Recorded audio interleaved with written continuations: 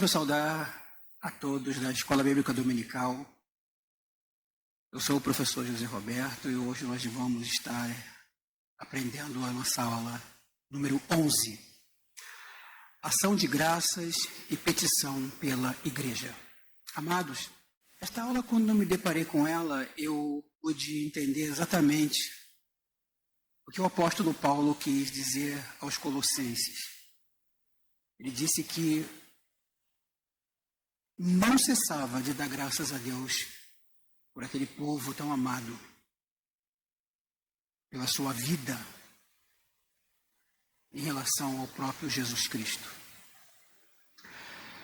Eu quero dizer a você que esta aula é uma aula dirigida estritamente para ação de graças e oração. Para quem gosta de orar, esta aula é um prato cheio. Porque depois que essa aula for ministrada, você saberá conhecer os elementos imprescindíveis da oração. Você também terá a condição de sentir o desejo de uma vida de oração, com súplicas e agradecimentos. E também no final desta aula você terá o conhecimento em agir de acordo, agradecendo e pedindo uns pelos outros. Amados, esta lição ela está composta no versículo 1 de Colossenses, do capítulo 1 de Colossenses aos versículos 3 a 12. Nós vamos estar descortinando ele durante toda esta aula, ok?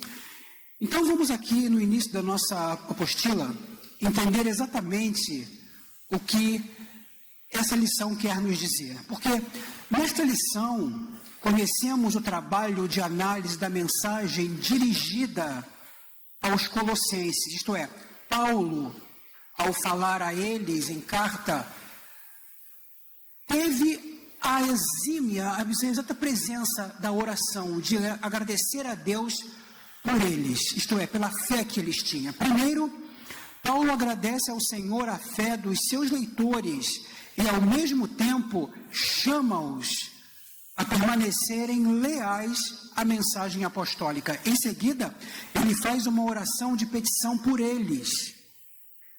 Amados, nós não temos por norma e nem mesmo por costume orar o credo apostólico. Mas é importante que você entenda que no início da igreja, isto é, da igreja reformada, em que pais da igreja, homens dirigidos pelo Senhor, tiveram a condição de levar avante a ordem que Cristo deu, isto é, ide por todo mundo e pregai o Evangelho. E entre as igrejas que nós conhecemos, eles conhecem o credo apostólico. Você conhece? Ele começa assim: creio em Deus Pai, Todo-Poderoso, Criador dos céus e da terra. Creio em Jesus Cristo, seu único Filho, nosso Senhor, o qual foi concebido por obra do Espírito Santo, nasceu da Virgem Maria, padeceu sobre o poder de Pôncio Pilatos, foi crucificado, morto e sepultado, desceu ao Hades, ressurgiu dos mortos, ao terceiro dia subiu ao céu.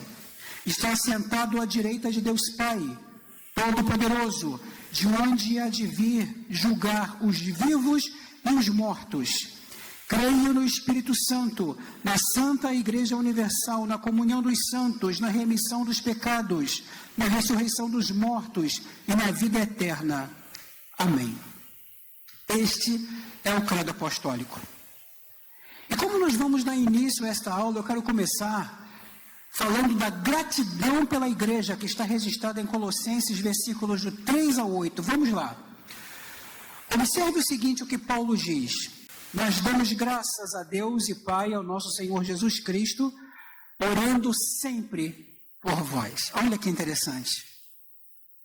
Porquanto ouvimos a vossa fé em Cristo Jesus e do amor que tendes para com todos os santos, por causa da esperança que vos está reservada nos céus, da qual já antes ouvistes pela palavra da verdade do Evangelho, que já chegou a vós, como também está em todo o mundo, e já produz fruto, como também o faz entre vós, desde o dia em que ouvistes e conhecestes a graça de Deus em verdade. Como aprendeste de Epáfras, nosso amado conservo, para vós um fiel ministro de Cristo. Verso 8, o qual nos declarou também o vosso amor no Espírito. Olha, interessante isso. As informações que Paulo havia recebido acerca da igreja, no verso 7 que nós lemos, lhe davam motivos para, nas suas orações, incluir a gratidão a Deus por aqueles irmãos desconhecidos para si de vista, porém amados em Cristo Jesus. Mas por que o apóstolo dava graças? Esta é a pergunta. Em uma dessas respostas, nós podemos entender por uma igreja formada de verdadeiros cristãos. Amados, quando nós temos uma igreja formada de verdadeiros cristãos, esta igreja anda de joelhos, esta igreja anda em oração. Esta igreja sabe o que é orar, sabe o que é conhecer o seu Senhor, sabe o que é pedir, sabe o que é agradecer, sabe o que é entender a boa mão de Deus. Porque a vontade de Deus é sempre boa, perfeita e agradável. Olha que interessante. De acordo com Colossenses, capítulo 1, versículo 3 a 5, que nós lemos, a fé, a esperança e o amor formam a tríade da graça presente nos escritos de Paulo. De acordo com 1 de Coríntios, capítulo 13, verso 13, o texto nos declara exatamente a excelência do amor. Quando Paulo combinava esses três elementos da espiritualidade cristã, fazia-o para apresentar uma básica e suficiente descrição do genuíno cristão. O genuíno cristão é aquele que ama, é aquele que ora, e porque ele ama, ele ora pelos seus irmãos. Você tem orado pelos seus irmãos? Você tem tido um coração grato para com Deus em relação a todos eles? Você tem orado pelos seus pastores? Você tem orado por todos aqueles que estão à sua volta, no trabalho, na escola, em casa, na rua? Vamos ver o nosso primeiro tópico aqui, a fé em Cristo Jesus, no verso 4. A fé dos crentes de Colossos, tal como a verdadeira fé, não é simplesmente uma crença em Jesus Cristo, nem a fé nascida apenas da compreensão intelectual acerca da existência do Pai e do Filho. Trata-se de uma fé vívida em Jesus, que se move, desenvolve e cresce. Isto é, à medida que você vai conhecendo esse Cristo, você vai se envolvendo, se movendo, e você se desenvolve, e você cresce. E à medida que você cresce, você quer crescer mais. Continuando, ela se torna uma qualidade real do caráter humano. Por meio dela, o crente é guardado do erro, tanto em relação à doutrina quanto à prática. No entanto, a mera confissão da fé ortodoxa não é em si mesma suficiente para salvaguardar do engano. Muitas igrejas que ainda recitam o credo apostólico nem sempre acreditam ou vivem, mas na prática, na verdade que ele expressa. Olha, eu acredito que a verdadeira fé, a verdadeira oração, ela sai de dentro, ela sai da alma, ela sai do ser de cada homem e mulher que lhe dirige a oração. A fé vívida em Cristo, sustentada por uma comunhão real com o Senhor, é suficientemente forte para resistir à invasão de heresias e evidenciar a santidade necessária. Os colossenses eram inspirados por uma fé dessa qualidade, por isso Paulo agradeceu a Deus na expectativa de que eles derrotariam a traiçoeira heresia que estava ameaçando aquela igreja. Isto é, os crentes de Colossos eram crentes de verdade. Eles não se deixavam levar por qualquer vento de doutrina. Eles estavam sempre prontos a batalhar pela fé. Isto é, negando as heresias, resistindo a todas elas, as heresias que faziam parte de toda aquela igreja ao redor da Ásia Menor. O amor para com os santos. Porque a segunda graça existente na vida dos colossenses era o amor, que se constitui no complemento vital e natural da fé. A fé em Cristo nos livra do nosso egoísmo e da afinidade com os pecadores e nos aproxima do povo de Deus. O nosso amor pelos irmãos é um reflexo do amor do Senhor por nós e também a obediência do seu mandamento. O amor que expressavam não era seletivo. Não havia em Colossos as preferências pessoais como as que causavam as divisões em Corinto. Nós estudamos a igreja de Corinto, nós vimos como a igreja de Corinto era uma igreja problemática, era uma igreja voltada sempre para as coisas da carne, para as brigas internas, isto é, haviam rixas internas dentro da igreja. Na igreja de Colossos não era assim. Era uma igreja voltada à comunhão, à oração, à ação de graças. A esperança que nos está preservada, no verso 5, onde nós lemos: Paulo é também grato a Deus pela esperança dos colossenses.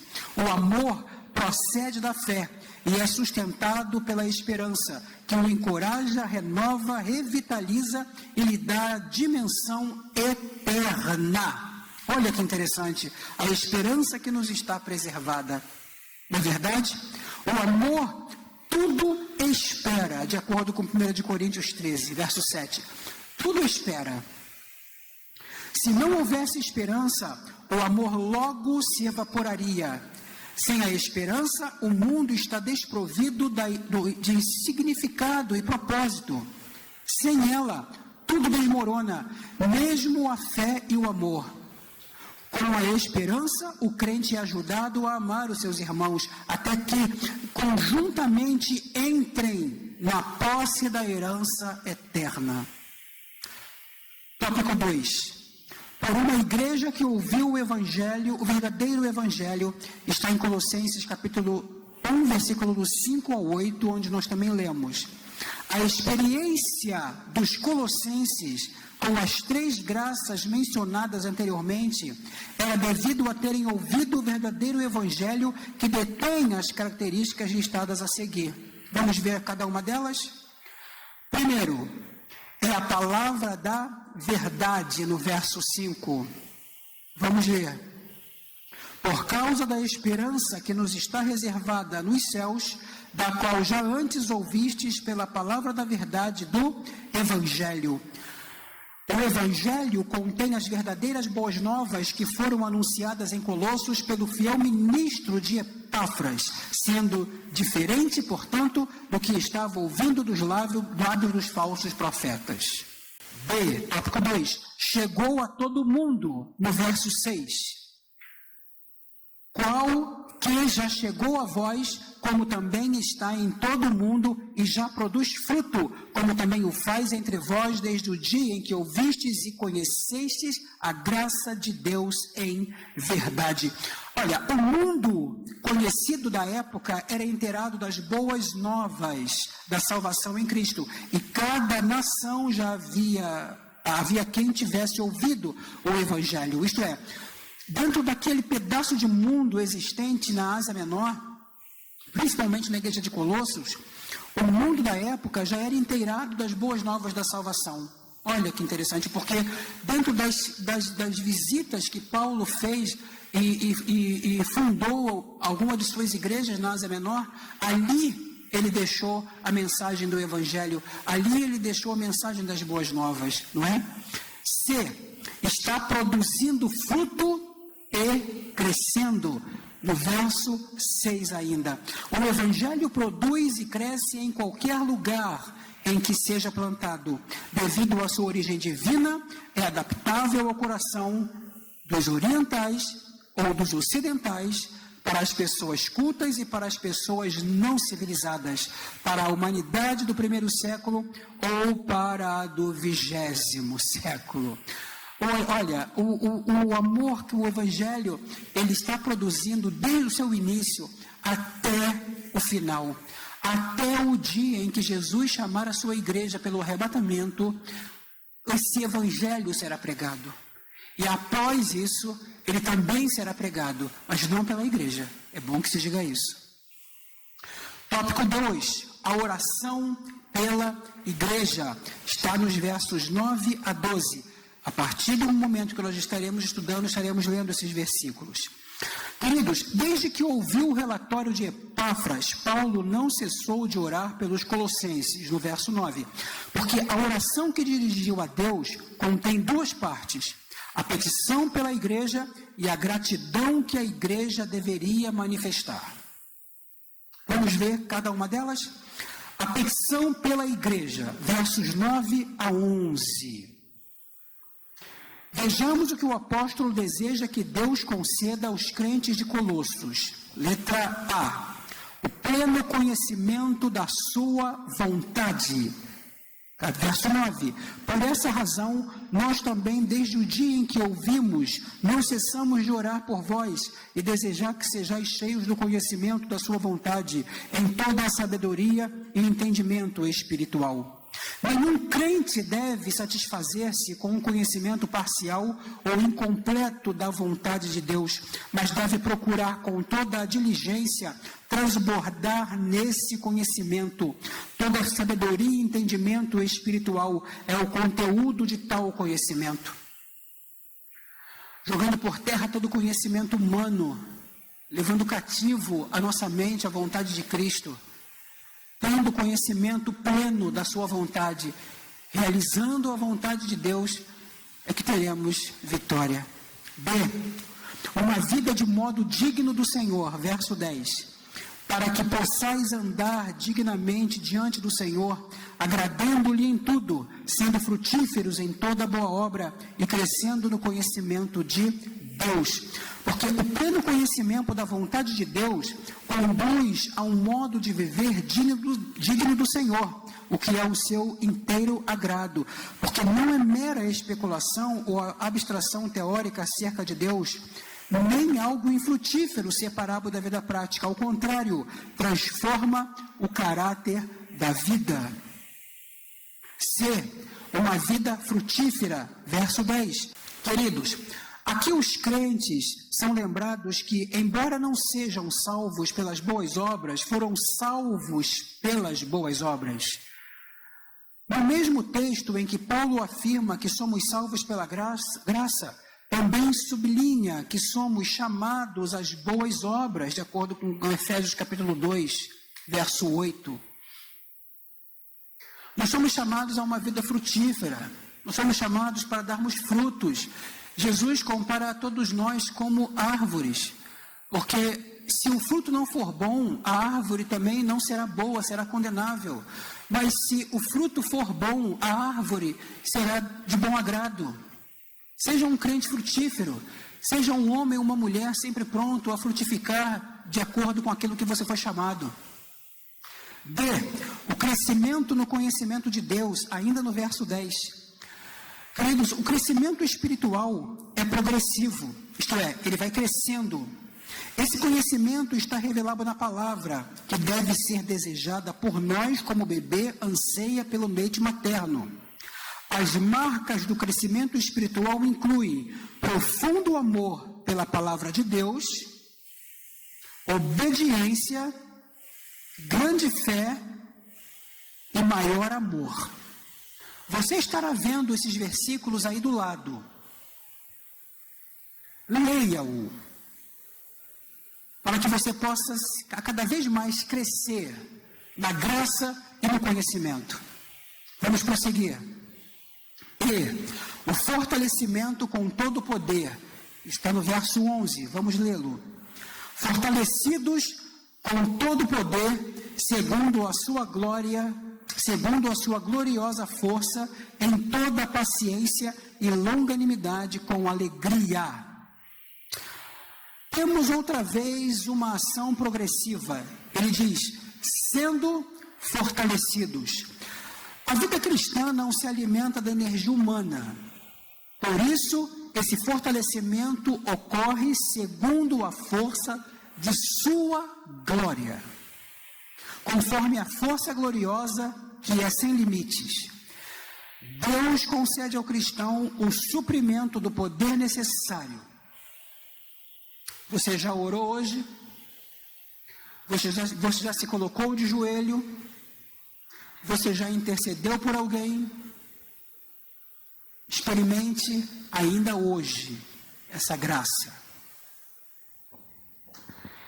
É comum o apóstolo Paulo mencionar suas orações a favor dos leitores. O ministério de um apóstolo consistia no ensino da palavra e na oração.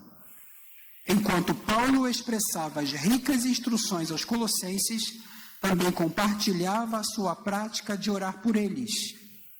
Paulo reconhecia igualmente a importância de orarem pelo seu ministério. Ele pede isso em 2 Coríntios, capítulo 1, versículo 11, em Filipenses 1, 19 e também em Filemão, verso 22.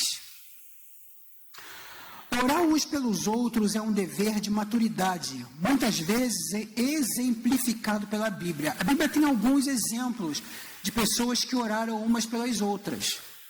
Jó orou pelos seus amigos. Você lembra dessa passagem? Lá em Jó capítulo 42, verso 10, quando seus amigos lhe julgam, condenam-o, diz que ele está em pecado devido a toda aquela enfermidade que ele enfrentava. E ele ora pelos seus amigos. Segundo, Moisés orou por Arão, em Deuteronômio 9, verso 20, e por Miriam, em Números 12, 13. Jesus orou pelos seus discípulos na famosa oração do Evangelho de João, capítulo 17, do verso 9 ao 24. A igreja de Jerusalém pediu a Deus que Pedro fosse solto da prisão, em Atos 12, verso 5. O texto é interessante, porque Pedro estava preso e a igreja incessantemente orava, estavam ali na casa orando e, de repente, o anjo se manifesta e liberta Pedro, e Pedro bate na porta, uma menina vai estar ali atendendo a porta e não acredita naquilo. Olha só, interessante. À medida que nós oramos, amados, nós precisamos crer no que nós estamos orando. O povo de Israel ora há quase 2000 anos para que Deus restaure a sua terra. E eles não cessam desta oração. Se você não sabe, nos muros das Lamentações de Jerusalém tem aquelas pedras ali, pedras entre pedras, eles colocam pedidos de oração. E aqueles pedidos de oração não passam de uma única oração, dizendo: Senhor, restaura a nossa terra. Muitas das vezes o crente, ele ora 1, 2, 3 dias, 1, 2, 3 semanas, e aquilo não acontece, ele deixa de orar. Seja persistente. Vamos continuar. Paulo orava pelos cristãos, de acordo com Romanos 1, verso 9 e 10. Epáfras orou pelos colossenses, em Colossenses 4, verso 12. Segundo tópico, a gratidão da igreja. Paulo pede que os colossenses tenham um espírito agradecido pelas razões a seguir. Primeiro, foram feitos idôneos.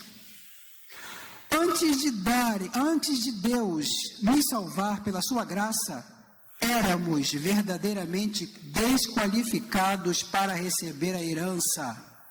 E nenhum crente é idôneo para receber a herança, mesmo que tenha uma longa vida de serviço e de obediência. Segundo, tem a parte que nos cabe. A ideia da herança reflete uma característica do Antigo Testamento. Do mesmo modo que os israelitas buscavam a terra prometida como herança dada por Deus, de acordo com Gênesis 13, e a receberam, cada crente tem a parte que lhe cabe na herança divina, de acordo com Romanos, capítulo 8, verso 17. Terceiro, receberam a herança dos santos na luz. Olha, os cristãos têm mais do que um lugar santo onde viverão. Eles viverão na santa presença de Deus. Os santos na luz são pessoas que têm sido separadas no mundo para serem de Deus. A herança pertence apenas a eles. Em 1 Coríntios, capítulo 6, Paulo faz uma pergunta retórica. Ele diz: ou não sabeis que os injustos não herdarão o reino de Deus? E a seguir, relaciona os tipos de pessoas que não hão de herdar o reino de Deus. A herança é na luz. Luz representa duas realidades. Intelectualmente representa a verdade, de acordo com o Salmo 119, verso 105, e moralmente representa a pureza, de acordo com Efésios capítulo 5, verso de 8 a 14. Em contraste com a herança terrena de Israel, a herança dos santos está na luz. O reino espiritual da verdade e pureza, onde Deus habita. Amados, quando alguém é salvo, Deus lhe concede imediatamente a idoneidade de desfrutar o céu. Embora a herança esteja reservada nos céus, o crente recebe aqui na terra o Espírito como penhor da sua herança, de modo que dela já desfruta.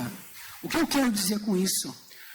A paz que excede todo entendimento. O mundo não conhece isso, porque não tem o Espírito Santo. Você pode passar por diversos turbilhões de problemas e lutas, mas em seu coração, a paz. Nós vivemos hoje numa pandemia. Nós vivemos hoje num mundo caótico, em pessoas cheias de medo, onde não desfrutam de uma paz, de uma graça. Pelo contrário, o medo de morrer é grande. Mas entre aqueles que têm a Cristo como seu Senhor, a paz, a gloriosa paz, manifesta em seu coração. Isso é desfrutar do céu ainda em terra. E concluindo, hoje aprendemos que Paulo deu graças pelos crentes de Colossos e logo pediu por eles. O apóstolo não divide os cristãos em duas categorias: aqueles pelos quais dá graças e aqueles pelos quais pede ao Senhor pela sua graça. Ele dá graça e faz sua petição por todos. Os colossenses haviam progredido espiritualmente, mas podiam alcançar maior progresso. Paulo agradece e pede por eles. Essa união de gratidão e petição é um excelente modelo da vida cristã. Amados, essa dualidade de gratidão e petição, ela faz de nós, homens e mulheres, que entendemos que servimos a um Deus justo e poderoso, que quer ouvir a nossa oração, que quer ouvir a nossa ação de graça. Mesmo passando pelo vale, mesmo passando pelo deserto, a nossa tendência, como servos de Deus, é estarmos firmes, agradecendo a Deus, de acordo com tudo aquilo que Ele nos permite passar. Você está no vale, você está no deserto, dê graças a Deus. Porque chegará um dia em que Ele te tirará do deserto e te colocará no monte, onde ali você terá a graça necessária para a vida. Mas monte também fala de oração. É necessário que você também, mesmo no monte, você está no monte, irmão? Você está no monte, irmã?